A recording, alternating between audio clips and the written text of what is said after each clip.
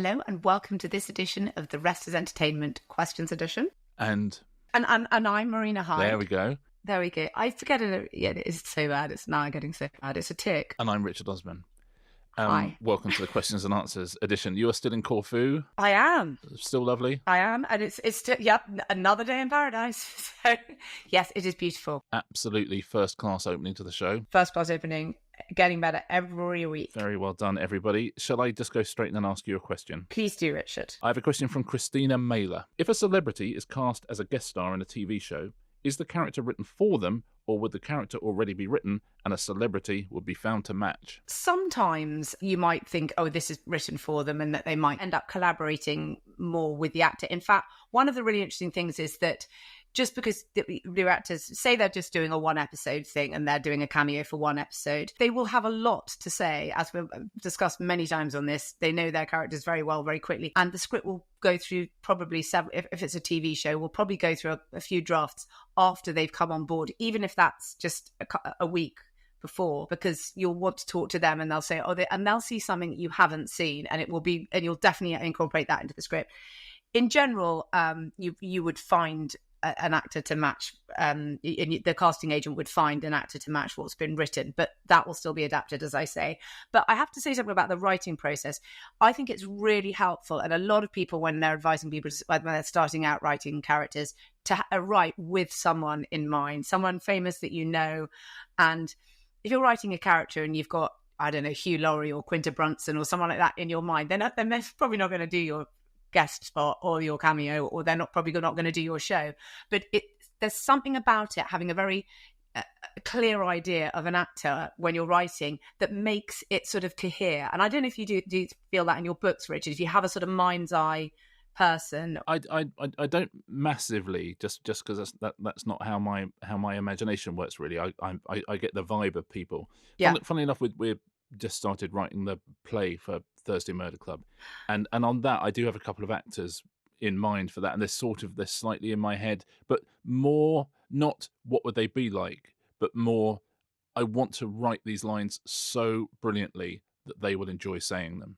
You know, it's that idea of writing something, knowing that someone is going to say it, knowing something you admire is going to say it, so wanting to impress them, wanting them to pick up that script and go, oh, yeah, this is a great line. So I think it's useful. Well, you're in a position where they'll probably do it, you see, so you probably are writing for your mind's eye person. Well, we shall see. But in terms of, that idea of being a celebrity and being a guest on a show, I've done it a couple of times, and I think it's illustrative of the different ways you can go about it. So one time I was on Charlie Brooker's A Touch of Cloth, his brilliant cop spoof on Sky, which I think is still available to watch. And if you haven't seen it, it's so good. It's like Naked Gun or Airplane for cop shows. By the way, I think they're remaking Naked Gun as well. We talked about reboots on Tuesday. I think Naked Gun they're doing, Seth MacFarlane's doing. But I digress. There was a problem. There was a retrospectively problematic element in Naked Gun, and they can DOJ it. Yes, in the new version. Yeah, exactly. If you can turn that Bucks Fizz into a champagne, you'll be fine. So I did that, and they had a telethon on TV, and I came on and I juggled grapefruit, right? So essentially, all it was in the script is, and now Richard Osman from Point This juggles grapefruit, right? So that's all in the script. Now, if they ring me and say, "Would you like to do this?" and I say it's not for me, you can swap me out. Absolutely the easiest thing you can possibly do, because any celebrity you could possibly get, something they could do on a telethon. Anyone can juggle grapefruit. I mean, who can't? Well, to be fair, it wasn't, can you juggle grapefruit? Yes, I can. Is there anything you can do? And I said, well, I can juggle. Yeah. And so I juggled grapefruit, which looks like anybody else juggling tennis balls. So on that, they know they want a celebrity for the joke, but they can transfer out the celebrity and put anyone in. But then I did Lee Matt's Not Going Out. And in that, there was a whole episode where he and Katie Wicks, who plays Daisy, were appearing on Pointless, and the entire plot line was about them appearing on that show and what happens afterwards. So on that, even before they start writing, they came to me and Zander and to the people at Pointless and said, can we use Pointless? Would you guys be interested in doing it? Could we use the set? Could we come along and do it? And we all said, yes, I'd love Lee and I love that show. So we said yes. and therefore they write the whole thing, and the whole thing is filmed around when we're filming Pointless, so the set is all in. So with that has to be like 6 months, 9 months ahead. You have to get those permissions. But for a lot of things, if you can just be sort of, if it could be me or Claudia Winkleman or Chico, then you can ring up the day before. But you have to. It should be said that I haven't seen those episodes, so I'm sure you're brilliant at playing yourself. But a lot of celebrities are terrible at playing themselves. I mean, there are some like I Love Lucy guest spots, which has got all the sort of stars trooping through of the various decades, which they're absolutely awful at playing themselves. I was really bad. Really, when I'm doing the juggling, it's okay because I don't have any lines. I just had to concentrate on juggling. But when I was doing Not Going Out, it's so fascinating because I cannot act in any way whatsoever. I've spoken about this before. I can't do it. I just don't know what it is that people are doing. And on that, I was literally just being me. And I'm thinking, well, but how do I... But not only that, but part of it was literally being me and co-presenting Pointless, which I've done... we know you can do. A lot. And so I'm saying exactly the same things I would say if I was presenting Pointless, but I am then incapable of actually saying them normally. And but what is that about acting? It is really odd. If you tell people really can't do it, and they have actors. I've spoken to some actors about doing this when you play a version of yourself, and they say this is so embarrassing. I had more takes doing that than I've had ever on a set for anything else. I just can't. I cannot. And it's interesting that actually people who can act, no offense, you said it first, but yes, people who can act really find it hard to be themselves. I think, shall I tell you somebody who was a celebrity guest star in a series and is unbelievably brilliant at playing themselves, was Salman Rushdie on Curb Your Enthusiasm. Oh my God, it's an epic series. But he's just brilliant. He's like that season is particularly, timing is perfect. I mean, he's really, really got it. But yeah, if you'd had me on Curb Your Enthusiasm, they'd have had to reshoot the whole thing. 5 years between seasons. Yeah, exactly.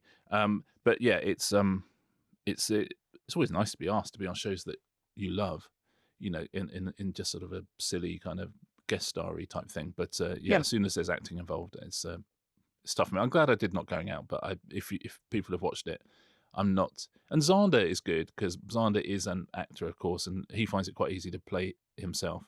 But I felt dumb in a room full of actors, I have to say.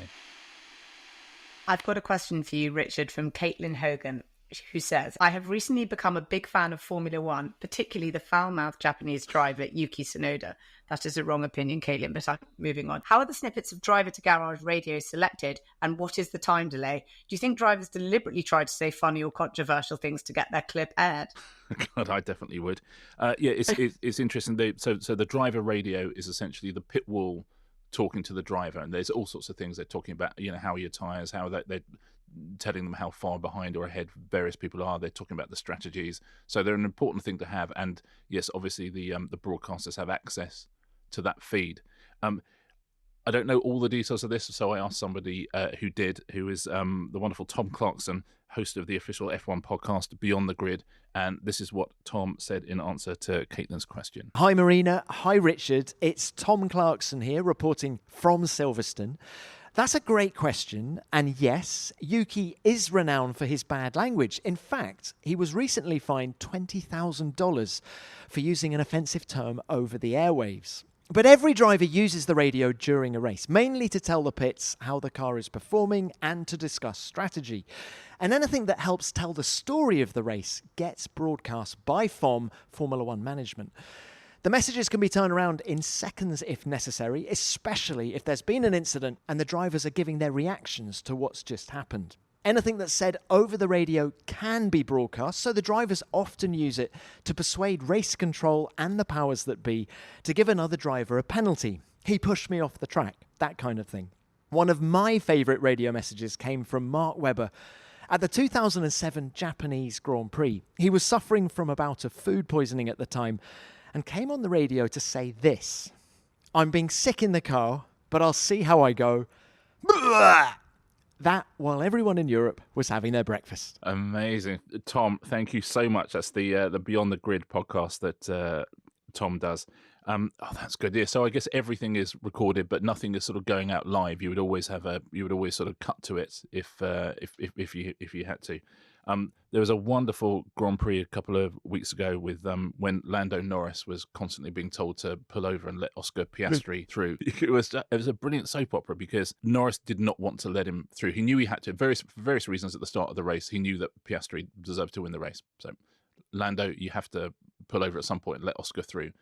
But Oscar couldn't catch up with him, and he kept going, "Yeah, Lando, if you just let Oscar through in the next lap or so, that's great." And Lando would go, "Tell him to catch up to me." And they're like, "Okay, Lando, understood." And next lap they go, "Yeah, we're just thinking, Lando, it'd be great if you could just in the next couple of laps, if you could." And like silence from Lando, he's not saying anything. And then they kept bringing in more and more senior people from the team, and they're going, "Yeah, sorry, it's your chief engineer here, Lando. Really, really just think it's probably for the best, mate, if you pull over." And, and Lando's going, I don't know. And then, like, literally the boss of the team is going and saying, "Yeah, Lando, pull over." At which point Lando goes, "Oh, okay, I'll pull over." But it was such a great soap opera. But that's one of the lovely things about sport. I mean, Formula One, because you can't see the people. We've talked before, they've got helmets on, so you don't have that connection. But actually, when you can hear them talking, it's usually absolutely fascinating. I loved what Tom said there about how they know that the authorities are listening, so they will try and get other drivers fined, which you see all the time. Anytime there's an accident, both of them come and goes, "I can't believe what Max just did. Did you see Lewis? I can't believe it." That's Max Verstappen. Anyone fining a Formula One driver £20,000 for swearing, that's like fining anyone else 1p. Okay, so the swear box is 1p. So I think they all do it because these are not big penalties. Did I pick up when you were asking the question that you weren't a fan of Yuki Tsunoda? The strange, annoying boy child. No, I'm not. I find him very, very irksome, I'm afraid. I find him, he seems to have been frozen developmentally at the exact point his presumably very rich father put him into a Formula One car. Sometimes I cannot predict the things you will and won't have an opinion on sometimes. I did not think you would feel strongly about Yuki Tsunoda. I've watched way too much Drive to Survive, as you know, way too much, and I have an opinion on always every possible detail about it. Marina, Stephen Jaggard has a question for you. That's a good name. Yeah. What happened to Voiceover Man, that deep American style, as most movie trailers no longer seem to have a voiceover? That guy was called Don LaFontaine. People nicknamed him Thunderthroat, but he did absolutely thousands of movie trailers, and almost all trailers actually had this kind of narrative voiceover. And he died in 2008. It was a pneumothorax linked, and you can probably tell from the voice, to long-term smoking. He just had that incredible voice. But he was a fantastic guy, I think, and he did a lot of stuff, and he did lots of sort of free ones for people. But it became parodied, weirdly, to such an extent that in a world, he coined the expression. He had quite a lot of control over his scripts, I think, and he coined that sort of phrase that began so many of them. In a world, which I've done very badly because I'm not Thunderthroat. In a world, that's much better. But it became sort of parodied, particularly that phrase, to the point where I think that it sort of died with him in a way, that particular idea of narrative voiceovers for trailovers, because if it seems like a parody, if you've heard it so many times and it's been parodied so many times, then what you risk is the audience thinking, hang on, am I watching a comedy here? And it's not, it's a very serious movie in a world where something happens. And so you do still very occasionally get it in a comedy voiceover, a comedy trailer. But in general, narrative voiceovers have kind of disappeared. Disney, there was a guy called Mark Elliott who did all the Disney and all the Disney versions, and so that's a real sort of voice of people's childhood. And there was a UK guy, wasn't there? There's the UK version of Don LaFontaine is a super cool guy called Red Pepper, and Red Pepper was a tube driver, London tube driver. And in the 90s or something, a TV executive is on a train and just hears this tube driver saying, the next station is Kensington. And mind the gap, ladies and gentlemen, mind the gap. And Red Pepper himself said, because I was aware of the power of my voice, I used to say, this is your train driver speaking, or is it? He said, I just have fun with it. And a TV executive heard him, went to the cab and said, you've got to come and do voiceovers. And very quickly, Red Pepper left the London Underground and became the biggest voiceover artist in the UK. And as you say, a lot of the work now actually weirdly is comedy work and parody work, and he did lots of X Factor things as well, Red Pepper, and he came on Pointless Celebrities, did like a voice special, and he was a super cool dude. But you often hear people with voices that work perfectly as voiceovers. We had a guy on Pointless once years ago, and he was a student, I think he was only 21, and he had just this unbelievable velvety voice, and when he introduced himself, Xander just said, "Do you do voiceovers?" And the guy goes, "No." And he goes, "Well, you should." And the guy literally signed up with a voiceover agency and got a load of work from it. Oh, that's terrific. Because sometimes you just hear a voice that has that quality that you just And think, we've all heard someone grab the mic in a sort of public address system way and just thinking, oh, please not a comedy tube driver. Maybe they're all auditioning now because they know that Red Pepper kind of managed to make it out and have this amazing voiceover career. But I have to say, I haven't heard anyone that I thought, you should be doing this professionally. But I hadn't thought it is interesting. Yeah, there's no voiceovers on trailers anymore. It's just text. No, you did narrative voiceover is sort of gone. Yeah. And back in the day there was, I'm trying to think which, the Alien one where it's just like the heartbeat. Yeah. And there was, or sometimes it's just the breathing. But those were very hyper stylized things and they were unusual. In general, that sort of died with Don LaFontaine, and that whole way of doing it has been superseded, I guess, as people become more literate about how trailers can be. It's just a genre, and now trailers that seems old fashioned. And if you heard it, you'd think it was old fashioned, and potentially a comedy. And now it's just sort of elfin singer songwriters covering Leonard Cohen songs. Yep, isn't it? But between explosions. Yes. Yeah, I'm up for that. This episode is brought to you by Sky. Now, Richard, you have a brother. I do. The wonderful Matt Osman from Suede. Why do you ask? Would you describe yourselves as close? Yes, different industries, but yeah, we love each other. You sound closer than the two brothers in the new Sky original, Mr Bigstuff. Stars Danny Dyer as Lee, please. An alpha male with a prescription drug addiction, as well as a biscuit tin full of their dad's ashes. Also, yes, please. And Ryan Sampson as Glenn, a nervy perfectionist and carpet salesman striving to live the suburban ideal with his fiancée. Glenn's life is very peaceful and exactly how he likes it until his brother comes crashing into their lives, and it's not long before their perfect lives start to unravel faster than the weave of a cheap carpet. Ryan Sampson also wrote the series. He's an absolutely fantastic comic actor. He was in Plebs and, of course, Brassic, another Sky comedy. All episodes available to watch now, only on Sky. I love this question, and it's got to be for you, Richard. David Miller says, I was listening to your discussion of Tories in the media post-election, and I have a question. Is there such a thing as a booking that is too big? For instance, Richard, if you received a call from Taylor Swift saying she loves House of Games and is willing to drop everything to come on, is that a great day for you, or is someone of her superstardom too much of a burden? Would she change the dynamic too much? Would having her be too disruptive? That is such a great question. God, I love that. Okay, let's think about it. Taylor Swift wants to come on House of Games. Firstly, if you're listening, Taylor, you're very welcome. Okay, is there such a thing as a booking that is too big? I suspect not. I think let's assume as a thought experiment that Taylor Swift is coming on House of Games. Okay, now that's not a booking that's come from her PR people and saying, I'll tell you what you need, Taylor, a bit more publicity. Why don't you go on House of Games? This will really up your profile. So the only reason Taylor Swift is coming on House of Games is because Taylor Swift loves watching House of Games. I can imagine, maybe she'd say, I'll go and do a special Taskmaster or something. Because I love watching clips of Taskmaster. I love watching House of Games. Of course I'll come on. So Taylor Swift says she'll come on. I think that two things. I'd be very nervous about who else was on. You would want great booking. You would want really good bookings. You would say to Lorraine, who does all the bookings on House of Games, I think we need, at the very least, a member of the cast of Ghosts on, because Taylor is on. We need an Olympian. We need someone who's done something. We've established she has no peer group. You're not sitting there saying, look, should we try and get Beyonce? Because just say Taylor's doing it. You can both go on together. Yeah, save Beyonce for the Christmas special. Yeah. So I think we have to assume that Taylor would want to be on the show and enjoys the show. And if she does come on the show, then it just becomes a slightly different flavour. Now, the one thing with any celebrity booking, if you look at I'm a Celebrity or any of those shows, week one, or Strictly, week one, you know who the most famous people are. who the biggest bookings are, the ones that people are excited about. You know, oh my God, they got Jerry Hall. You know, whatever it is, these sort of big names. Within about 3 days, people who love that show do not care who the biggest bookings are. You know, suddenly it's just, oh, I like Peter Andre.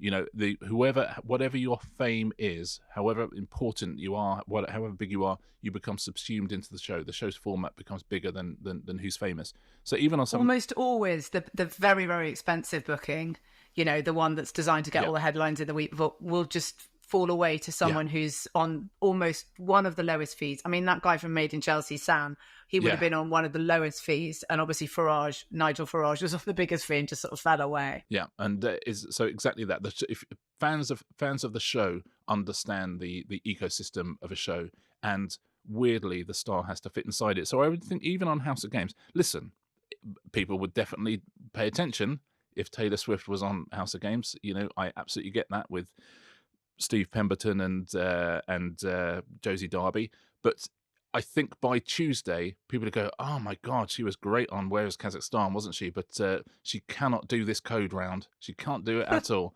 And you know, I would have a few things to talk to her about for sure.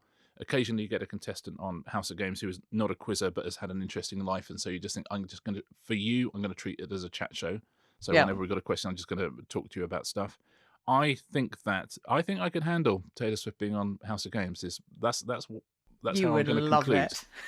You would love it. Oh, can you imagine? It would be such a huge deal. Like in it would studio. be absolutely hilarious. You'd be doing interviews about it for weeks. Honestly, when we had when we had Jim Howick on for he hasn't been on yet. Honestly, sometimes you get people on. Funny enough, I've mentioned people from Ghost. If you have like Lawrence Rickard or Jim Howick from Ghost on, the entire studio is so excited. Everyone is like just thrilled, and I suspect it would be a bit like that with Taylor Swift. I suspect that maybe, you know, a few more of the kids of the crew might pop in and see their parents on that day. I suspect. Yeah. But yeah, everyone would be thrilled. But yeah, honestly, by show 2, we'd still be going, oh God, we're 5 minutes. You know, we're 5 minutes behind schedule. That's annoying. And there's a problem with wardrobe. That's annoying. And you know, you very quickly a show is like a stately galleon. Nobody's bigger than the show. Not even Taylor. Nobody's bigger than House of Games. Listen, let's experimentally let's try it. If Taylor's people, honestly, let's get her on. I think that's such a good question though, because I haven't thought about it, and it's that's great, because obviously Graham Norton, you put everyone on. The best thing on Graham Norton is seeing huge Hollywood stars, and you know, someone from 8 out of 10 Cats. You think, oh, that's quite fun. Yeah. Something like House of Games is I think I think I can handle it. I think if Taylor, I have to think about what seat I put her in, because that's a big deal on House of Games. Thinking about, and that's just like a dinner party for me. I work out who's in seat 1, seat 2, seat 3, and seat 4. I wouldn't have her next to me, because you know that's front loading too much. I wouldn't have her in seat 4. I don't think. I think maybe Taylor would be a seat 2-er. You've done half the work. I really hope they ring in. Yeah, that would be great. Come on, Taylor. That's such a good question though. But yeah, I think that if someone wants to come on a show, they will never be too big for it, because they will embrace it and they will enjoy it and they will understand the the rules and understand the feeling of the show. If someone is booked on a show by their PR, often they can be too big or too disruptive for a show. But if someone is chosen to come on a show, it doesn't matter how famous they are, they will have fun, and the show will have fun with them, I think. I have a question for you from Benjamin Myers. I wonder if it's the wonderful novelist Benjamin Myers.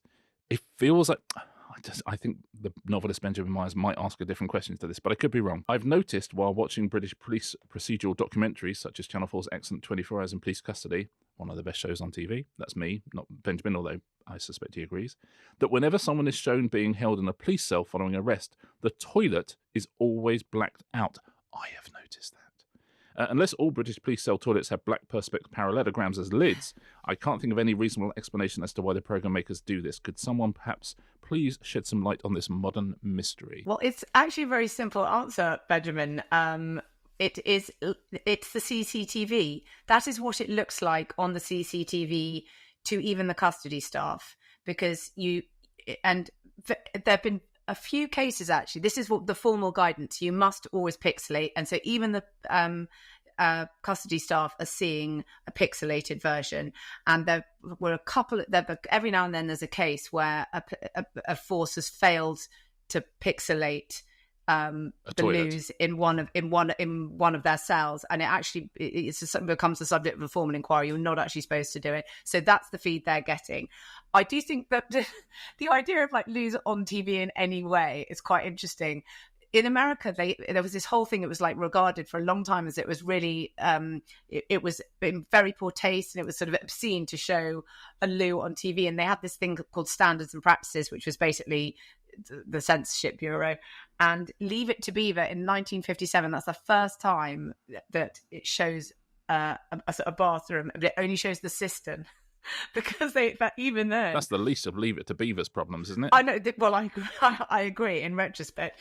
But the first flush sound aired was on All in the Family in the 1970s. Wow! And I would love to know the UK version. I sort of slightly feel that you might have seen a loo, a kitchen, a bathroom, like in one of those kind of Play for Today kitchen sink dramas. That's where I kind of slightly feel maybe even one of those kind of angry young men playwright written ones from the sort of those great years on the BBC. But if anyone knows when the first loo was shown on British TV, I would love to find out when that is, because whilst you might find lots of humour related to it in later decades, you don't. It's an odd sort of piece of primness that has persisted. And so if anyone knows, write in. Steptoe and Son had flushes, didn't it? I'm sure. Yeah, I think so. In the episode where they divide their whole flat, I'm sure there's flushing. I think so. And I wonder if there's anything earlier. But anyway, it would be interesting to know. So if anyone happens to know, you're now being required to write in with the answers. But thanks. But that 24 hours in police custody, that's exactly it. Because of course, when we're watching it, we think we're watching the TV feed. We think we're watching the edit, but actually, what we're watching is the genuine CCTV from those cells. Yes. And of course, that CCTV at some point, someone will need to go to the toilet. Yeah. And so it's constantly blacked out, and so it must be pixelated, or if you're in breach of guidelines, and there'll be some inquiry as to why you didn't have it done because you haven't afforded them dignity and privacy. Got to pixelate your toilet. Yeah, you have. I've always said it.